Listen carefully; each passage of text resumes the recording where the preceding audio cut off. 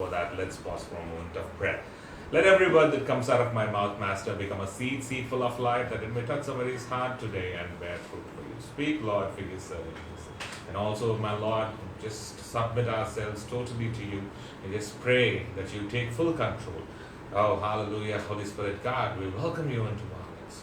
We thank you, Jesus. We thank you, Jesus. Let your word flow. Let your word just get into the hearts and minds of people, so that, Lord, it would do what it is supposed to do. It would accomplish the things that you are sending it for, O Lord Master.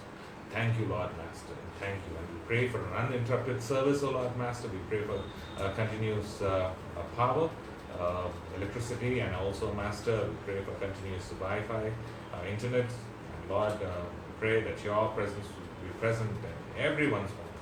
They can also, Lord Master, very disciplinedly, O Lord Master, not casually, but Lord, they sit down with an attitude, O Lord Master, of learning something today. Lord, speak, Lord, for your servants, listen, in the name of Jesus. Everybody said amen and amen and amen. So, yeah. So the topic for today's Word of God is darkness and light. Darkness and light.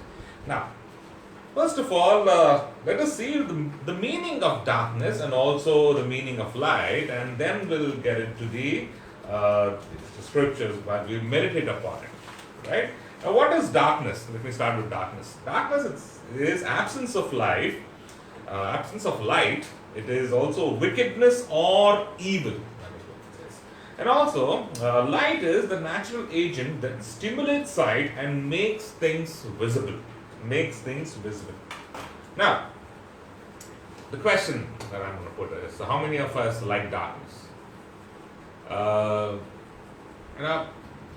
You may think, why am I asking you this question? How? What happens is not most of us like darkness, right?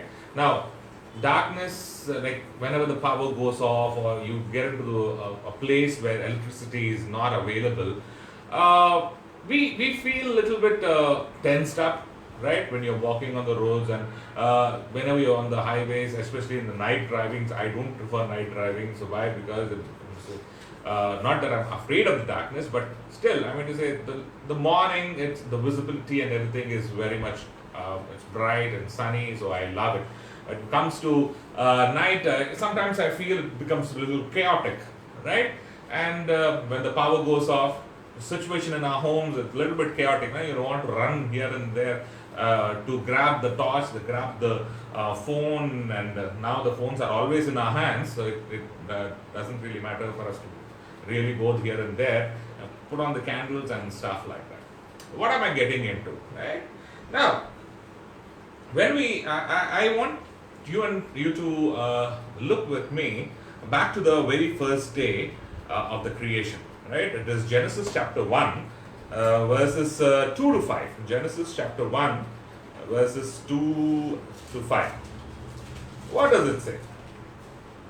It says, and God said, let there be light. I'm sorry, from verse 3.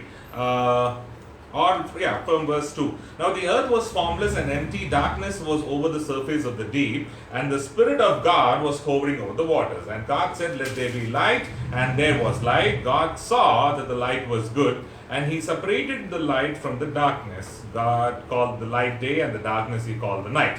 Right? Now, what are we getting into? It means that, see, God made a division. God separated. That is what the word of the Lord says over there. It means that God made a division, right, between darkness and light. And as we know, that darkness is opposite of light. Now, verse 2 educates us.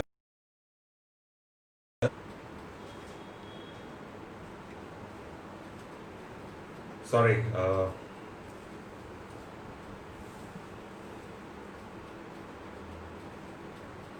Sorry for that. Verse 2 educates us the earth was in a chaotic stage and there was darkness everywhere. Now, we get a general idea that things get chaotic when darkness is prevailing. That is what we understand That is what it says. The earth was formless, empty. Darkness was over the surface of the deep, and the Spirit of God was hovering over the waters. Now, as we were talking about, as I was saying, the darkness always creates. And what darkness are we talking about? Are we just talking about the general darkness, right? Or are we? Is the word of the Lord telling us, warning us about other darkness as well? Now, if you look at Isaiah chapter 8 and verse 22, the prophet Isaiah describes the lostness of humanity that has turned away from God and therefore sees only distress and darkness and fearful gloom, and they will be thrust into utter darkness. That is what Isaiah felt. Isaiah was describing it, right? Now, what does the verse 22 say? It says, then they will look toward the earth and see only distress and darkness and fearful gloom, and they will be thrust into utter darkness. That is what prophet Isaiah was looking at, right? Now, but Isaiah also offers hope through a glimpse of the future. When you look at Isaiah chapter 9, the very next chapter, Isaiah 9 and verse 2, the people walking in darkness have seen a great light. On those living in the land of the shadow of death, a light has dawned. What does he say? The people walking in darkness have seen a great light. On those living in the land of the shadow of death, a light has dawned. Now, Bible puts it in this way, that darkness is taken into consideration as sin. That darkness is taken as compared to death, right? Whereas the light is the righteousness of the Lord. Light is taken as the love of the Lord. Light is where you find, the love and the right living which the Lord has commanded us to live, right? We know that though God created from this chaotic situation, He made darkness and light, and He said it is very good, and He puts everything into the right thing. We know how man has fallen, right? And from there, how darkness has creeped, how darkness has taken captive, how darkness, that means the sin was abounding, right? Sin has taken grip of the humanity, right? And the word of the Lord tells us that men loved darkness more than light. Now, when I say men love darkness, it's not just the pitch darkness that I'm talking about, right? It is the deeds of the darkness that I'm talking about. And the Bible clearly teaches us, it actually differentiates over there. It creates a division. It separates the deeds of darkness and also the works of the light. Deeds of darkness and the works of the light, right? Now, when we look at the hope that Isaiah has given, right? He says that people walking in darkness have seen a great light. What light was he talking about? What light? When we come to the New Testament, and also when you actually look at the same Isaiah, book of Isaiah, and chapter 9 and verses after the verses 2, it says, or from verse 6, it says, for to us a child is born, to us a son is given, and the garment will be on his shoulders, and he will be called Wonderful, Counselor, Mighty, and Everlasting Father, Prince of Peace. Of the increase of his garment and peace there will be no end. He will reign on David's throne and over his kingdom, establishing and upholding it with justice and righteousness. From that time on forever, the zeal of the Lord Almighty will accomplish this. So who is Isaiah talking about? And why is Isaiah telling us? And who is it? Who is he introducing us? When you look at the Old Testament, when you come to the New Testament, you see this scripture or what Isaiah talked about coming to fulfillment, right? The word of the Lord says, Jesus says in John chapter 8 and verse 12, He says, I am that light of the world. I am the light of the world. Whoever follows me will never walk in darkness, but he will have the light of life. Who is the light of the world? He says, I am the light of the world. Whoever follows me will never walk in darkness, but will always have the light of life. And when you look at John chapter 9 and verse 5, he says, while I am in the world, I am the light of the world. Right? While I am in the world, I am the light of the world. And also, when you look at John chapter 3 and verse 19, it says, and this is the condemnation, that is the judgment, that light is come into the world, and men love darkness rather than light. This is what Jesus said, that this is a judgment, that light has come into the world, but still people have been loving darkness rather than the light. So what kind of light was Jesus Christ to the world? Right? But the same John chapter 3 and verse 19, it explains us that Jesus said that there will be a judgment on the people who choose to live in darkness, right, rather than light. And they that choose to live in darkness are the lovers of sin, right, and their deeds are evil, and everyone who does evil hates light and would not want to come into light, and in fear of his deeds being exposed. Right? Let me repeat that. It says what? That they that choose to live in darkness are the lovers of sin, and their deeds are evil, and everyone who does evil hates light and would not want to come into, they would not want to come into the light in fear of his deeds being exposed. But whoever comes or lives by the truth comes into light. Whoever comes or lives by the truth, he comes into the light. Right? Now, let me explain this. Turn with me to John chapter 8. The Gospel according to John chapter 8.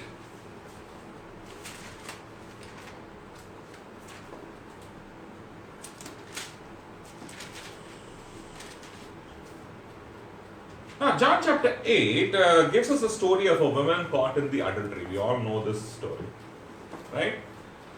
Who was brought to Jesus so that they could trap Jesus, right? And we see this over here in the John chapter 8. It says, the teacher of the laws and the Pharisees brought in a woman caught in adultery. They made her stand before the group and said to Jesus, Teacher, this woman was caught in the act of, she was caught in the act of adultery. It was not, let me be very clear over here. It was not an assumption. It was not by, somebody told these people that she was committing adultery. That is why she was literally caught in the act of adultery. In the law, according to the law, Moses commanded us to stone such a woman. Now that was the law, right, in the Old Testament. Now, they asked him, now what do you say? As it says, they were using this question as a trap in order to have a basis for accusing him. But Jesus bent down and started to write on the ground with his finger.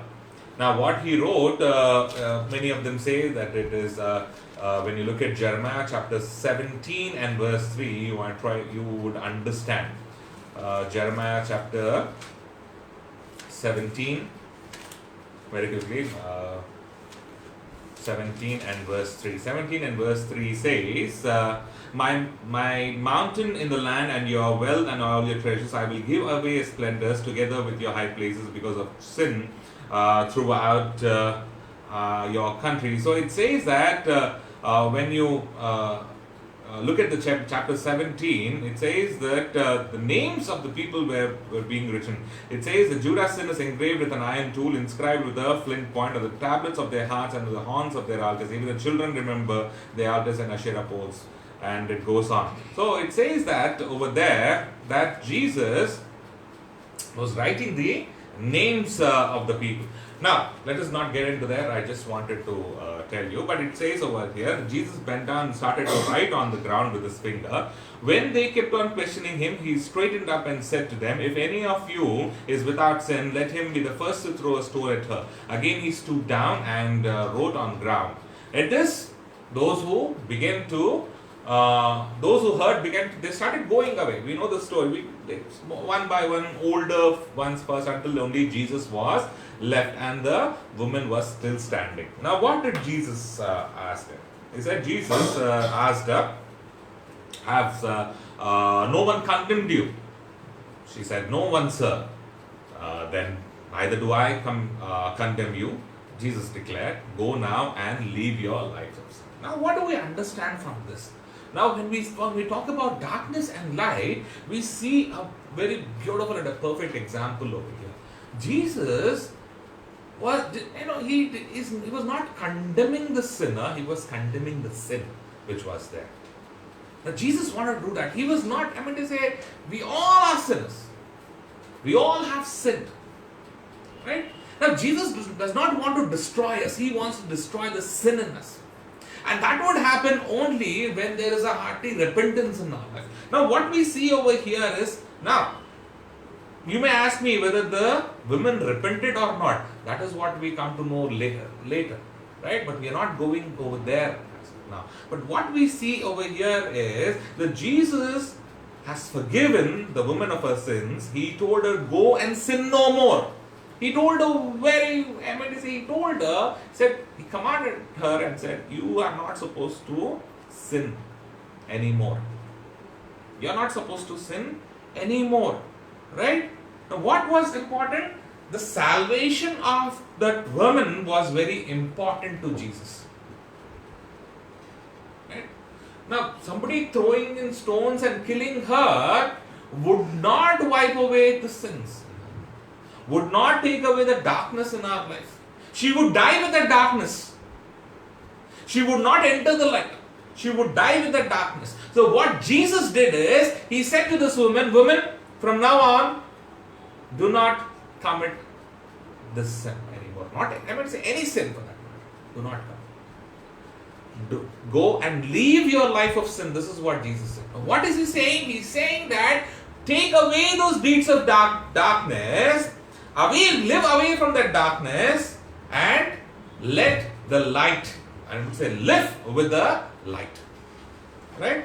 And that is why he said, "He that followeth me shall not walk in darkness, but shall have the light." See, when you look at verse 12, it says, when Jesus spoke again to the people, he said, "I am the light of the world. Whoever follows me will never walk in darkness, but will have the light of life." So wonderfully put, isn't it? When somebody commits a sin, the first thing that you have is anger towards it. The first thing that you have is, you want to judge them, and we all do that. It is quite a normal human behavior, right? We all want to do that, and that is what people were doing. They wanted to finish her off, and saying, "This is a woman that people would come to know that anyone who commits this sin would be stoned to death." But Jesus gave another thing. He said, "Anyone who leaves this sin will always have a wonderful life, a life filled in light." Wow. And Jesus also condemned the Pharisees for not believing in the light and called them, "You are the children of devil." Right? The next story is about the healing of the man born blind. That is in the next chapter, very next chapter, John chapter 9. We know the story. Jesus opens the eyes of a man born blind. Right? He was born blind. A physical healing taking away the darkness, right, from the man's life, so the work of God might be displayed in his life. You know what the testimony of this man was? He said, "I was blind, but now I see." That is wonderful testimony. And this is not just about the physical darkness, but it is also the spiritual darkness. Now, when we look at the same chapter and come to the verse 31, says, "We know that God," this is what the person is saying, the man who was healed is saying that the man answered, from verse 13, "Now man answered, now that is remarkable. You don't know where he comes from, yet he opened my eyes. We know that God does not listen to sinners." This was the thing, that people thought that God would not listen to the sinners, that God would listen only to the righteous people. Right? Now he listens to the godly man who does his will. Nobody has ever heard of opening the eyes of a man born blind. If this man were not from God, he could do nothing. Right? What he said, if this man was not from God, he could do nothing. And why was Jesus sent? Let us look back again to the book of Isaiah. The book of Isaiah and chapter 42.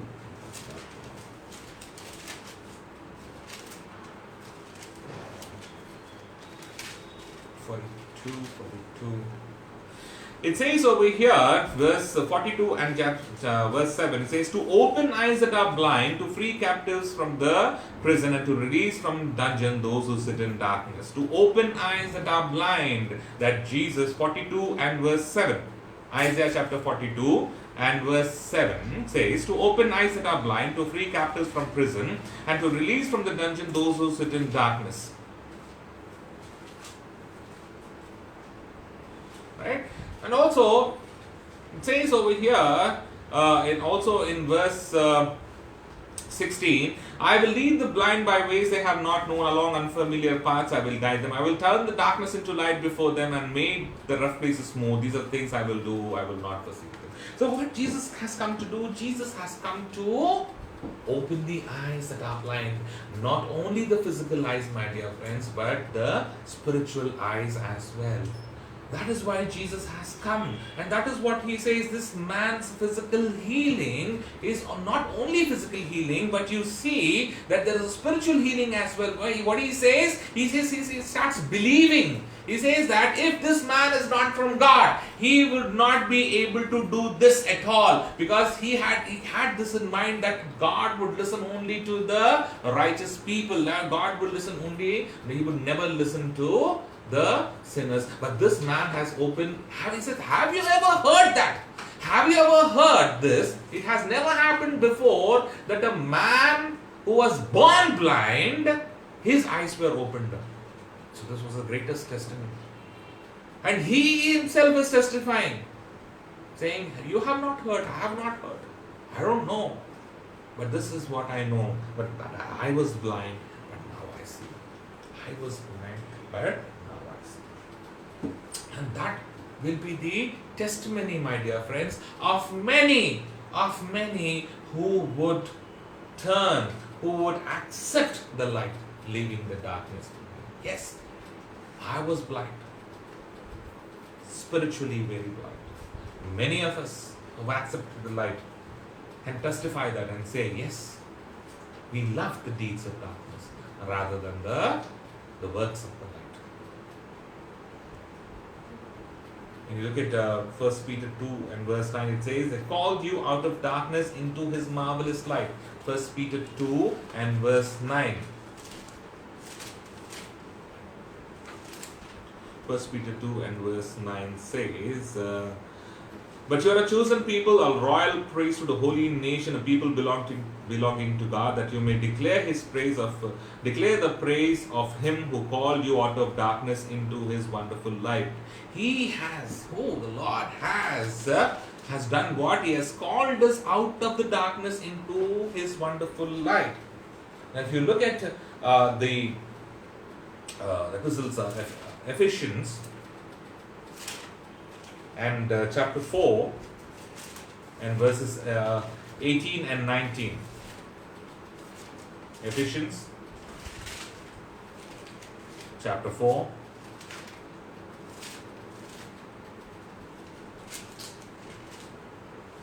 verses 18 and 19. It tells us over here. See, the people who live in darkness and who are filled with sins, it says they are darkened in their understanding and separated from the life of God because of the ignorance that is in them due to the hardening of the heart. Having lost all sensitivity, they have given themselves over to sensuality so as to indulge in every kind of impurity with a continual lust for more.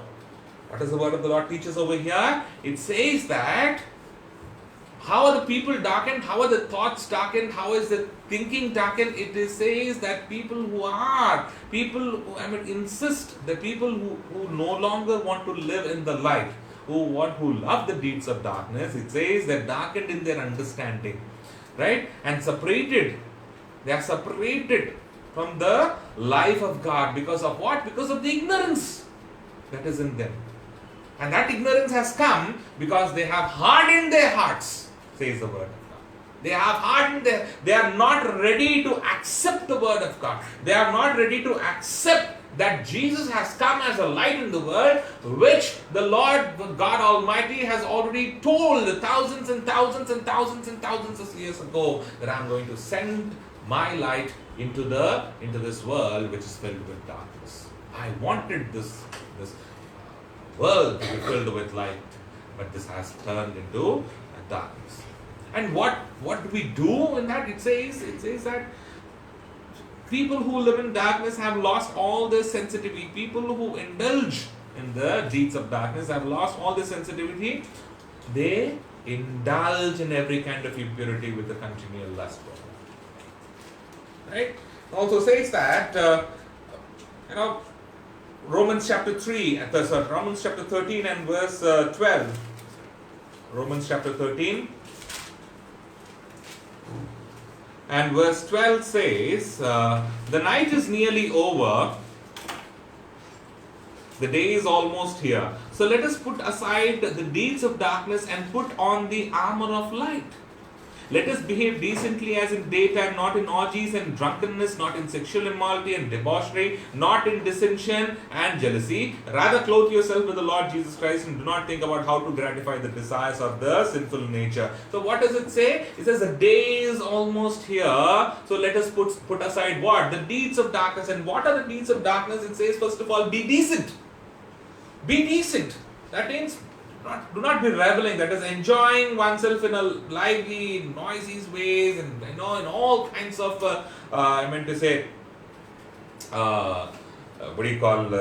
loud noises and drunkenness and losing their senses and dancing away and don't know in a way that is not decent. Right? It says, do not indulge yourself in drunken festivals accompanied by unclean singing and abominable sexual acts. It says that keep yourself away from prostitution and all kinds of uncleanness and sexual perversions and also all filthiness. Right? When you look at Galatians chapter 5 and verse 19 and 21, it tells us more about it. I know that you have read about it, but still I'm gonna just remind you. It says the acts of the sinful nature, that is the acts of darkness, the deeds of darkness are obvious: sexual immorality, impurity, debauchery, idolatry and witchcraft, hatred, discord, jealousy, fits of rage, selfish ambition, dissension, factions and envies, drunkenness, orgies and the like. I warn you, as I did before, that those who live like this will not inherit the kingdom of God. It says, you and I will never be able to enter into the kingdom of God. Why? Because we have been a part of this. We have this kind of attitude. We are living with this kind of the works of darkness. And also when you look at 1 Corinthians chapter 6, I'll read it out to you from verses 9 to 11. It says, do you not know that the wicked will not inherit the kingdom of God? Do not be deceived, neither the sexually immoral, nor idolaters, nor adulterers, nor male prostitutes, nor homosexuals, nor homosexual offenders, nor thieves, nor the greedy, nor drunkards, nor slanderers, nor swindlers will ever inherit the kingdom of God. And that is what some of you were, but you were washed and you were sanctified, you were justified in the name of our Lord Jesus Christ and by the Spirit of our God. You were washed with what? You were sanctified and you were justified. You and me are washed, are sanctified and justified by the light of the world, my dear friends. And the light is Jesus Christ Himself. These are the flesh works that the word of the Lord is talking about. These are the deeds of darkness that the word of God is talking about. And it says, the word of the Lord clearly says that you and me, God has separated them. God has put a division. He says you and me cannot walk together with deeds of darkness and works of the light. Either be the light or be darkness. Because that is what the word of the Lord says in Ephesians chapter 5 and verse 8. Ephesians chapter 5 and verse 8 says this. For you were once darkness, but now you are light in the world. Live as children of light. You were once darkness, but now you are light in the world. You yourself are light in the world. Why you are light in the world? Because the light of the world is shining upon you. Hallelujah. Right? But the fruit of the light consists in all goodness, righteousness and truth, and find out what pleases the Lord. It doesn't mean that you yourself are God, you yourself are God man. No. What it says is because you have the light of the world in you, you have become the light in the world now. Because, and also says that you are a child of light. Live as children of light. You know what Paul's testimony is when he's standing. Look at the book of Acts. The Acts of Apostles chapter 26 and verses 12 to 18.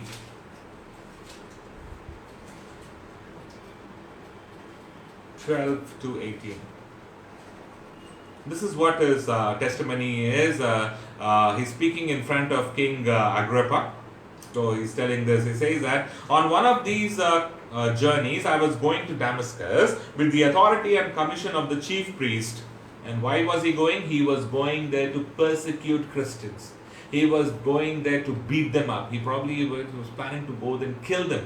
Right? One of these journeys, he says that he was going with authority and commission of the chief priest. About noon, O king, as I was on the road, I saw a light from heaven. What he saw a light from heaven, brighter than the sun, blazing around me and my companions. We all fell to the ground, and I heard a voice saying to me in Aramaic, Saul, Saul. Paul's name, as we all know, was Saul, which later was changed to Paul. Saul, Saul, why do you persecute me?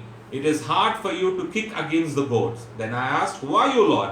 I am Jesus whom you are persecuting, the Lord replied. Now get up and stand on your feet. I have appeared to you to appoint you as a servant, as a witness of what you have seen of me and what I will show you. I will rescue you from your own people and from the Gentiles, and I am sending you to them to open their eyes and turn them from darkness to light and from the power of Satan to God, so that they may receive forgiveness of sins and a place among those who are sanctified by faith in me. Wow. Saul, as we know, was a persecutor. He wanted to kill Christians. Anyone who would testify about Jesus, he took the authority. He was on a fire. He was on a fire. And one certain day, that is what he is saying, one certain day that he was on a journey to Damascus. And he was going with authority. He was going on a commission to wipe out Christians over there. What happened? Jesus spoke. And they says, first of all, there was a light brighter than what? The sun, says Paul. And this Paul says, whose name was earlier Saul, says, he heard a voice saying, Saul, Saul, why do you persecute? You cannot. It is hard for you to kick against the goads. That is what he says. And for what the Lord has appointed him, he says, I have appointed you to go and to open their eyes and turn them from darkness to light and from the power of Satan to God, so they may receive forgiveness of sins. When you and I, my dear friends, when our eyes are opened and when our sight and our life is moved from darkness to light and from the power of Satan to the power of God, when we are shifted, what happens is we will receive forgiveness of sins, says the word of God, and a place among those who are sanctified by faith. What a beautiful testimony that Paul is carrying. What a beautiful testimony. Look at 1 John chapter 1, verses 5 to 7. 1 John chapter 1, verses 5 to 7. It says, this is the message we have heard from him and declared to you. God is light. In him there is no darkness at all. Amen. Or if we claim to have fellowship with him, yet walk in the darkness, we lie and do not live by the truth. But if we walk in the light, as he is in the light, we have fellowship with one another, and the blood of Jesus, his Son, purifies us from all sin. But if we walk in the light, as he is in the light, we have fellowship with one another, and the blood of Jesus, his Son, purifies us from all sin. And the blood of Jesus Christ, which was, given to us, it was poured down for our cleansing. The word of the Lord says, if we walk in the light and also have fellowship with one another, that is, to live with love with one another, it says, the blood of Jesus, his Son, purifies us from all sins. Because when you walk in if you're walking in the light, that does mean that you know the Lord, that you have repented of your sins, that you have given your life to the Lord. The Lord will use you to be a children of light. The Lord will use you as a light in this world. And that is why the word of the Lord says, have nothing to do with fruitless deeds of darkness, but rather expose them. Bear fruit, says the word of God in every work. Every work. See, my dear friends, you can choose to live in darkness or enjoy light. The thing is, if we continue to choose darkness, we will continue to live shadowed from the light. Let me repeat that again. If we continue to choose darkness, we will continue to live shadowed from the light. So the choice is ours, because when you look at it, the day of the Lord is very near.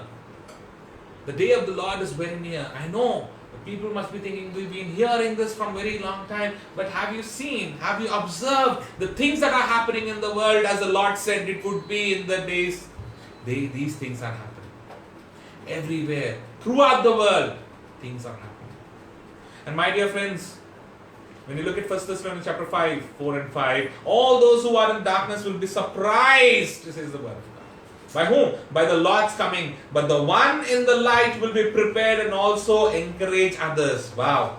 Ones who are in darkness, the people who do not know, the people who are away, the people who have not changed their life, the people who their thinking and their thought process and the way of their living has not changed. It says the day that the Jesus Christ will come back again, he's going to come back as a king. He's come back to take what is going to happen? All those who are in darkness, all those who have not believed will suddenly see and say, oh my God, is this true? These people have told about this. These people have been talking about, I thought this person was a fool. It says, this will be a surprise to them. But the man who is in the light, but the person who is in the light, a man, a woman, a child who is in the light, the word of the Lord says will be prepared and also will encourage others. So that is why, my dear friends, I encourage you this evening, so that you may not be surprised when the Lord comes, but you and I would be prepared. Amen? You and I would be prepared. You wouldn't say, oh, is this true? Oh, wow. Oh my God. Is this late? Yes, it will be too late. It will be too late. The word of the Lord says, if we claim to have fellowship with him, yet walk in darkness, we lie and do not live by the truth. Now let me ask you this question this evening. Are you claiming to have fellowship with the Lord? And are you still walking in darkness? If you're still walking in darkness, my dear friend, you cannot testify saying, I was blind, but now I see.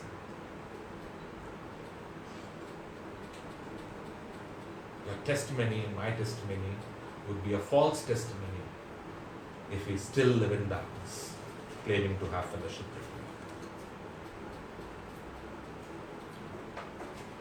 As the Lord Jesus said, I am the light of the world. Whoever follows me will never walk in darkness, but will have the light of God. So, my dear friends, it's your choice. The choice is yours. You can choose to live in darkness or enjoy the light. You can be surprised at the Lord's coming, or be prepared not be found naked, be prepared. And also, not just being prepared. No, when you're ready, people would ask you, where are you going? All dressed up, where are you going? Right? When you are spiritually dressed up, my dear friends, hallelujah, people would ask you, where are you going? Where are you going? And you will have the answer, my master is coming. My master is coming. I am prepared. And I'm talking about that spiritual walk, the walk. People ask, people would ask you, when you suddenly change your ways, why sudden change? What happened? Sometimes we still indulge, we go out and come and back and here and forth, but still, there is that difference that you make. I want you to make that difference for yourself and for others also. So that we would be called as children of light and we would spread that light. The choice is yours. Darkness or light. Whatever you choose. The consequence you live. Be prepared. Be prepared. Disclose. Heavenly Father, gracious Almighty God, King of Kings and Lord of Lords. Yes, Master, the choice is ours. Either it's darkness or it's light. And whatever it is, the fruit, Lord, Master, we are going to bear that fruit. Either the deeds of darkness, which is taking us, not bringing us to you, like it's moving us, pushing us away far from you.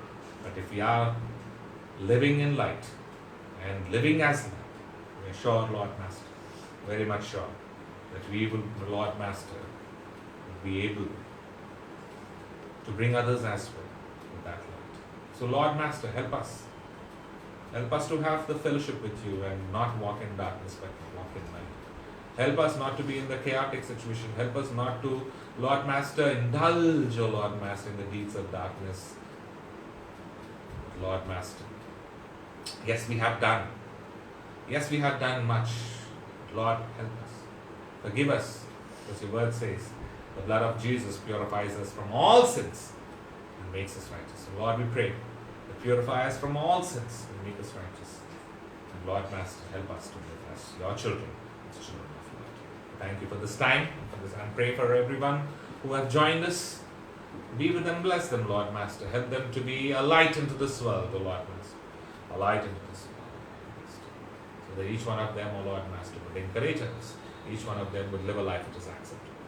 Be with them, be a provider, healer, and a shepherd. And Lord Master, be merciful to us and bless us and make your face shine upon us, Lord Master. Many would come to know you and accept you as their personal Savior, Lord Master. We pray, O Lord Master, that you, Lord God Almighty, Heavenly Father, Lord who stretched out the heavens and laid the foundations of the earth, a loving God, a compassionate God, you are patient now, Lord Master. You're showing your patience, O Lord Master, so that no one would perish. You do not want anyone to perish, Lord Master. That is why you sent your only Son and our Lord and Savior Jesus Christ, so that we may have that sanctification. We may, Lord Master, be justified. We may, O Lord Master, receive the salvation, that we may, O Lord Master, come closer to you, come to know you. Thank you, Lord. Thank you for the efforts that you have put in, O Lord Master, so that we can be saved, O Lord. And thank you for your Spirit, Holy Spirit God. Thank you. You come continually lead us and guide us. And Lord, help us to walk in light. Help us to walk in light. And bind every kind of evil, every force of darkness, every principal demon, every work of the enemy. And pray, Lord, no weapon that is formed against us shall prosper. Every time the devil is, Lord Master. Lead us, guide us and guide us. And many of them, O Lord Master, who do not know you yet, may also, Master, come to know your love, Master. For this we ask in the most precious name of our Lord and Savior Jesus Christ, who taught us to pray. Our Father, who art in heaven, hallowed be thy name. Thy kingdom come, thy will be done on earth as it is in heaven. Give us this day our daily bread, and forgive us our trespasses, as we forgive those who trespass against us. And lead us not into temptation, but deliver us from evil. For thine is the kingdom, the power, and the glory. Thank you very much, and God bless you, and thank you for joining us once again. If you have not shared it, please do share, and we'll see you back on Sunday, and till then, may God bless you and make his face shine upon you. Thank you, God bless.